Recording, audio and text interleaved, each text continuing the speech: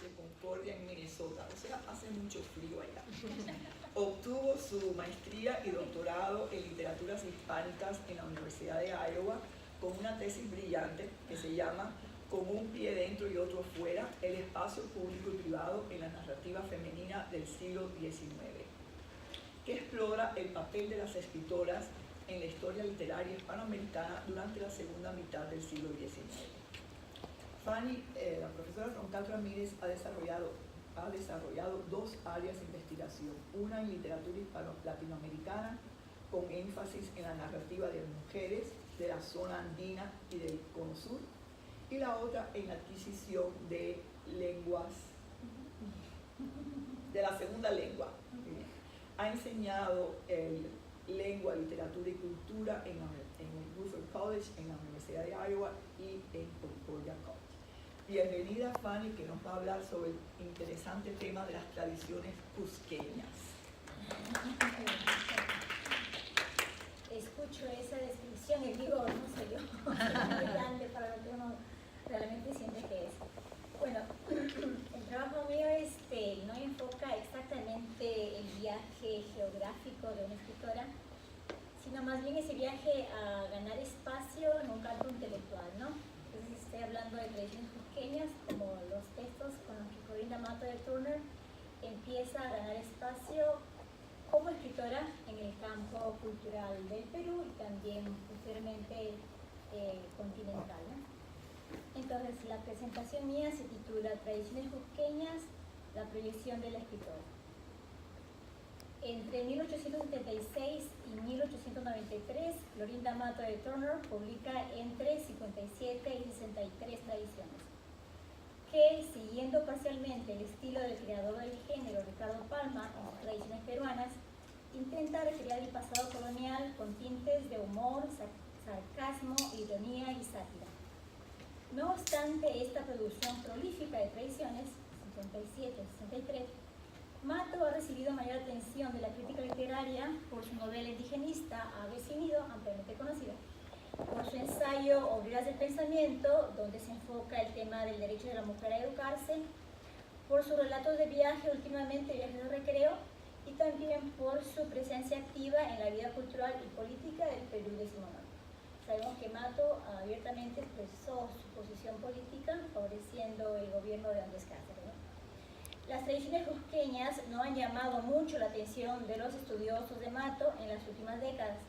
En algunos casos han recibido críticas negativas, sosteniendo que el manejo estilístico que hace Mato del género de la tradición no logra ponerse a la altura de la tradición palmesca. Y esto lo afirman García Calderón, Ribagüero, Campbell, entre otros.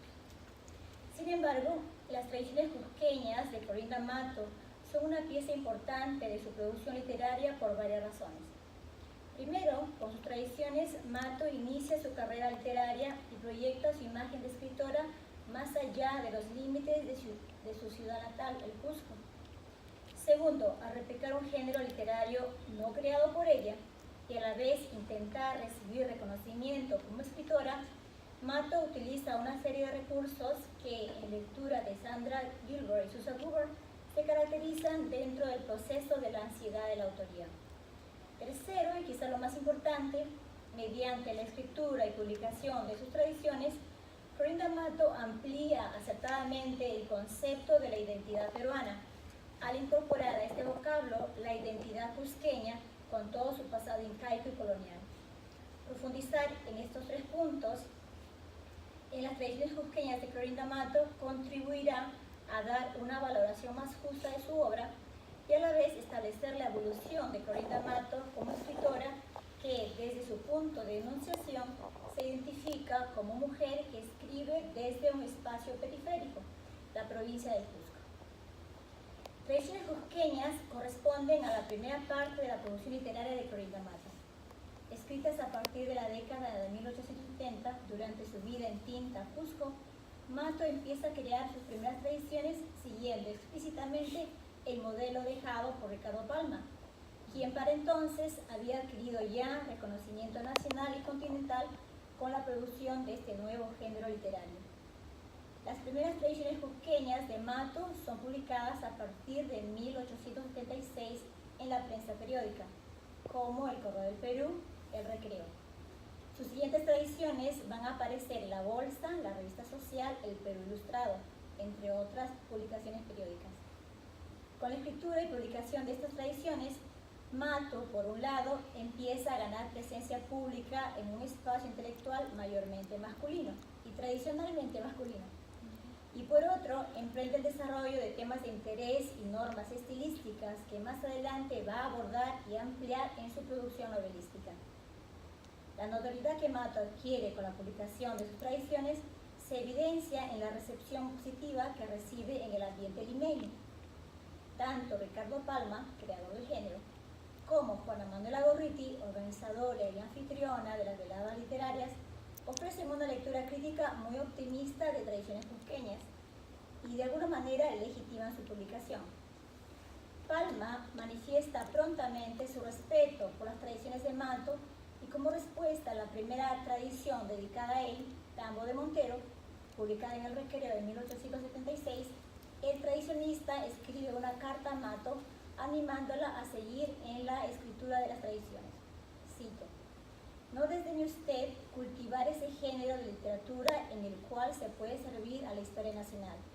Entiendo que el Cusco es fecundísimo en tradiciones. Es la pluma de usted la llamada a escribir un tomo de tradiciones cusqueñas". Esto citado en Del Melo. Juana Manuela Gorriti, por su parte, no duda en invitar a la escritora cusqueña a leer sus tradiciones en sus veladas literarias y como reconocimiento organiza una velada en honor a Clorinda Mato, la misma que se llevó a cabo en febrero de 1876. Julio Sandoval, en la introducción bibliográfica del primer volumen de las tradiciones, documenta este evento en los siguientes términos. En 1877 vino a Lima de paseo y fue recibida y saludada cual merecía por la prensa de la capital peruana. Estos dos hechos, sumados a su actividad periodística, contribuyen a que la escritora cusqueña adquiera notoriedad y aceptación en el ambiente cultural más allá del ambiente andino, donde se desenvolvía rutinariamente. Con la escritura de las tradiciones cusqueñas, Mato empieza también a mostrar interés por los temas predominantes en su literatura posterior, es decir, los problemas políticos sociales, la mujer y la religión, y desarrolla un estilo de escritura que igualmente marcará el tono de sus obras posteriores. En relación a lo primero, en la tradición Vaya un decreto, Mato directamente denuncia la confabulación de las autoridades políticas para sacar provecho de la comunidad indígena.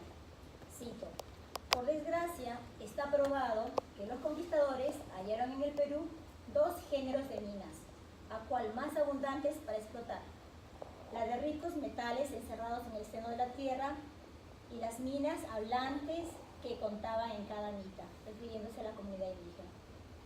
No era otra cosa los pobres indios que producían pingües fortunas para el patrón. Cierro cita. Asimismo, en la tradición Las Tres Hermanas, Mato pone en evidencia las limitaciones que enfrentan las mujeres para decidir su propio destino. Cito: "Y llamando a sus tres hijas huérfanas de madre, les dio parte de que había resuelto consagrarlas al Señor, todas tres, bajo el hábito de las carmelitas descalzas de Santa Teresa". Resalta también en esta tradición las consecuencias que tales actitudes patriarcales tienen para las mujeres. Cito: "Poco tiempo después, la nostalgia del alma enfermó aquellas tres existencias". Cierro cita.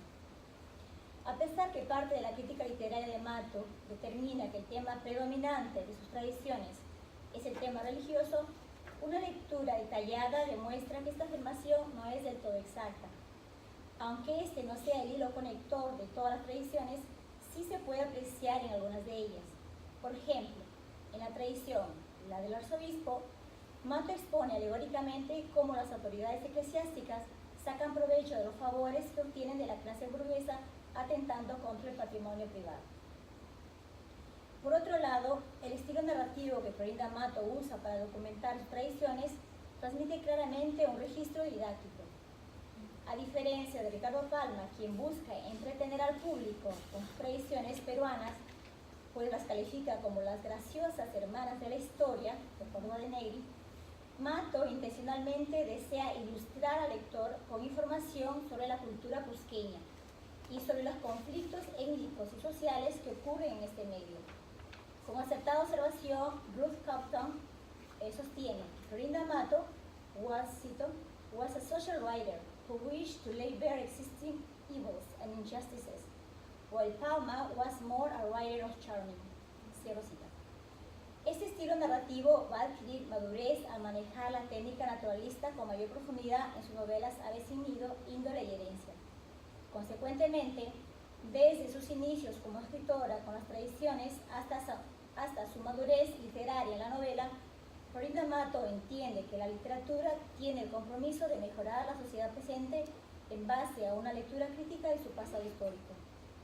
De allí el insistente lenguaje de sermón en su literatura, que intenta alertar al lector de la perduración de los vicios del pasado colonial en su presente independiente. En la tradición El Marqués de la Viga, Mato escribe, cito, tomamos esta tradición que viene a recordarnos todo lo que hoy se hace en el Perú para conseguir un puestecito que deje algunas piltrafas de autoridad. Cierro cita. Con esta misma intención, en la tradición lo de antaño, Mato expone, dizque que cuando habla plata, el libro calla. Casos de la laya pasan hoy en mi tierra, particularmente con ciertos escritores. Cierro cita. En pocas palabras, con la publicación de Tradiciones Cusqueñas, Mato determina su orientación literaria y adquiere autoridad nacional al hacerlo. Thomas Ward, en su ensayo Rumbos a una teoría peruana en la literatura, sostiene que estas tradiciones, por la misión social que ella concibió, nunca le fueron adecuadas. Sin embargo, una lectura detallada de las tradiciones cusqueñas evidencia que Mato, en la misma forma como los románticos hispanoamericanos adaptaron el romanticismo a su contexto local, adapta también ella la tradición de Ricardo Palma a su contexto provinciano y usa este nuevo género para impartir mini lecciones históricas, pues en su ajuste a los archivos es más fiel que Ricardo Palma, y para propiciar en sus lectores un ejercicio de toma de conciencia y reflexión sobre los problemas sociales inmediatos. Así, las tradiciones de la escritora cusqueña, como sus novelas y ensayos posteriores, deben ser analizados como componentes de una identidad literaria íntegra.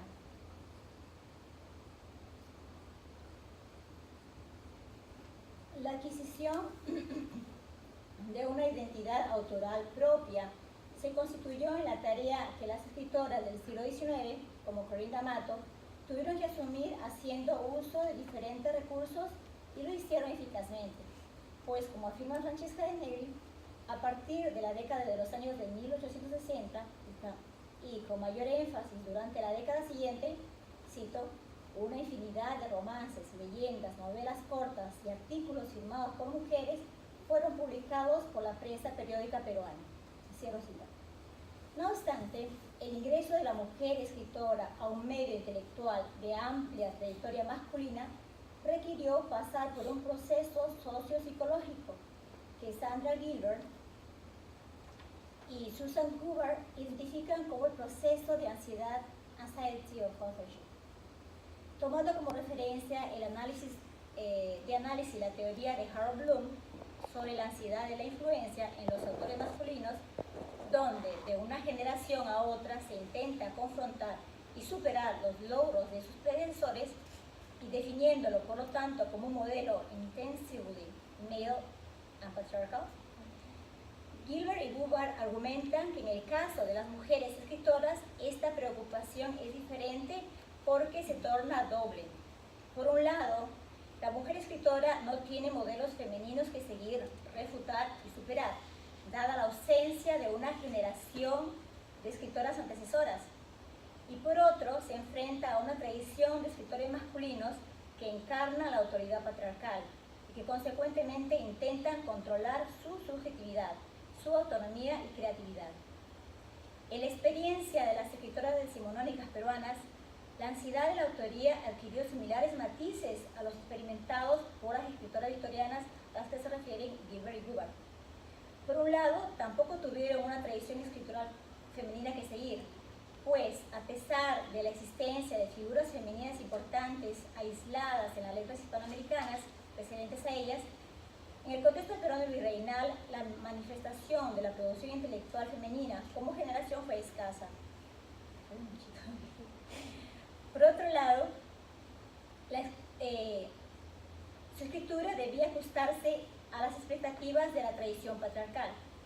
En este mismo sentido, Mary Covey agrega que la escritura de la mujer debía ajustarse a los parámetros de lo apropiado para la producción de la mujer intelectual, puesto que la sola acción de escribir para publicar, y cito a Covey, jeopardizes modesty, that critical keystone of feminine property, for it not only hazards disgrace, but cultivates and calls attention to the woman as a subject, as initiator of direct action, as a person deserving notice for her own sake.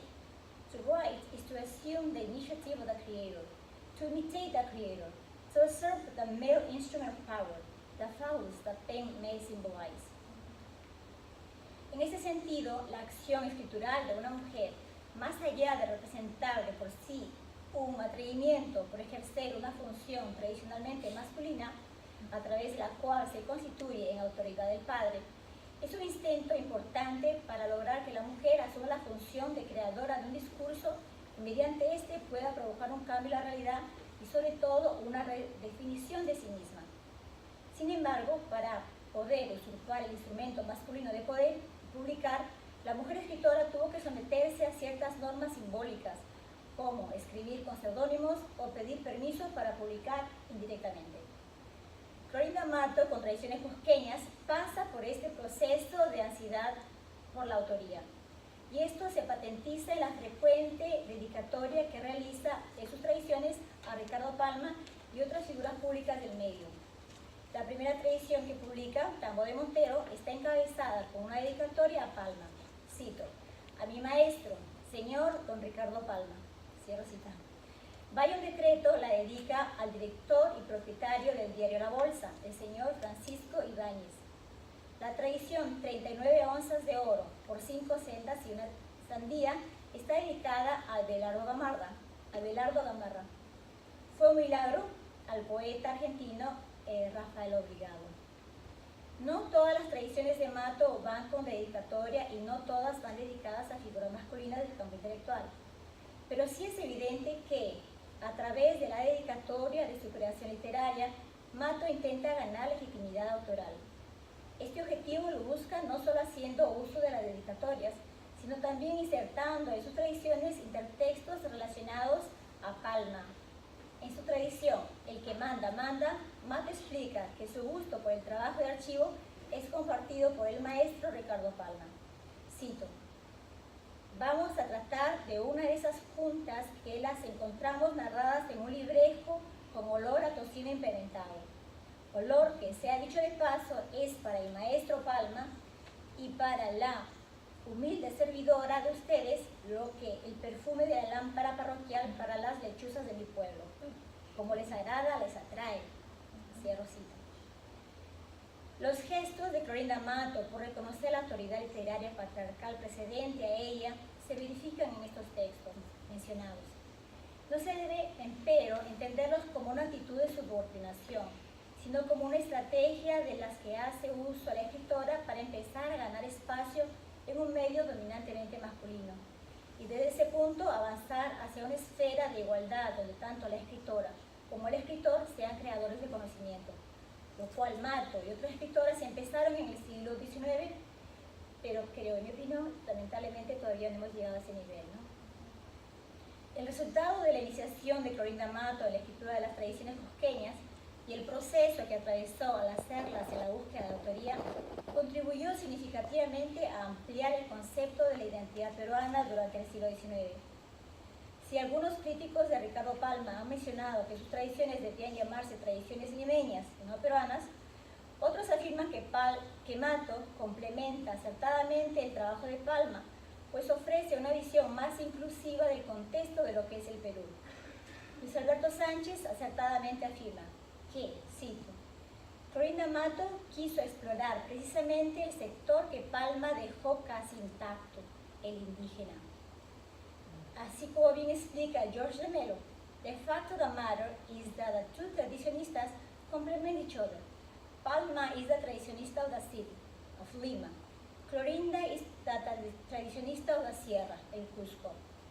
Esta apreciación del trabajo de Mato hace justicia parcial al contenido de sus tradiciones, ya que en ellas vemos transitar no solo a indígenas en el ambiente andino, sino a judíos, españoles, criollos, mestizos, lo cual demuestra que en el contexto provincial de los Andes peruanos se destilaba mejor el mestizaje que va a caracterizar la identidad nacional en su mayoría del presente de Mato y en el futuro.